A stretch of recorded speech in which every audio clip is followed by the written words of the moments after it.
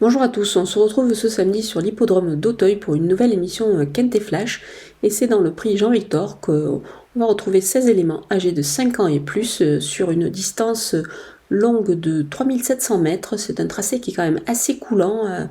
Ils vont aborder 13 obstacles qu'il faut sauter évidemment avec beaucoup de vitesse et être assez adroit avant le coup. Dans cette épreuve, on va surtout voir des chevaux qu'on connaît bien à ce niveau de la compétition et donc on peut déjà d'ores et déjà s'appuyer sur des bases assez solides, je pense. Mais on va voir tout ça avec mon analyse.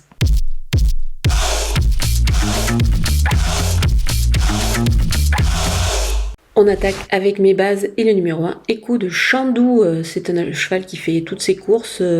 On peut dire qu'on peut lui faire confiance malgré le poids, certes, c'est le top weight. Mais en obstacle en général, on peut faire confiance au cheval qui porte le plus de poids. Ensuite, le numéro 2, Philip, qui a gagné assez facilement sur ce tracé déjà. Donc c'était le dernier coup. Je pense qu'il est capable de réaliser encore une belle performance. Il fait partie évidemment des sujets sur lesquels on peut s'appuyer les yeux fermés. Le numéro 8, Beryl B, c'est aussi un sujet qui me paraît un petit peu incontournable dans les gros handicaps. Il cherche visiblement sa course, donc ici on va lui faire confiance.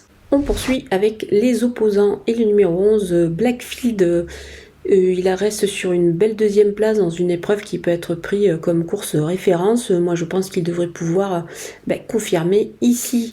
Le numéro 12, Kalinski, troisième de cette course justement, il devrait pouvoir lui aussi réaliser une belle performance dans cette épreuve. On va le surveiller de très près. Le numéro 3, Nabucoas, moi c'est un cheval que j'aime beaucoup. Il revient après plusieurs mois placé un petit peu sur la touche avec des ambitions au départ de cette épreuve. Mais attention à lui, il est capable de réaliser une belle valeur dans ce lot. Le numéro 5, Monster Caroli, c'est un cheval qui a réalisé lui aussi des performances plutôt intéressantes. Il enchaîne justement les succès. Alors où va-t-il s'arrêter? On ne sait pas.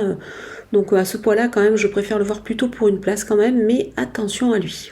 Mon coup de poker, c'est le numéro 6, Uri des Obos. C'est un cheval qui quand même fait toutes ses courses, on peut lui faire confiance. Moi je l'aime beaucoup, son entraîneur à la ligne ici avec des ambitions légitimes, c'est normal au vu de ses dernières performances. Il ne devrait vraiment pas taper loin dans cette épreuve. Du côté des outsiders, avec le numéro 14, Poulorius, qui n'a pas vraiment confirmé sa bonne rentrée. Maintenant, dans ce lot, moi je pense qu'il ne faut pas le lâcher. Il est capable de, pourquoi pas, accrocher une place. Le numéro 7, Fou du Brésil, évidemment on le connaît bien à ce niveau de la compétition. Il a perdu du poids. Ce n'est plus exactement le même cheval, mais il ne faut quand même pas le négliger au départ de cette épreuve. Le numéro 13, Gino Dino.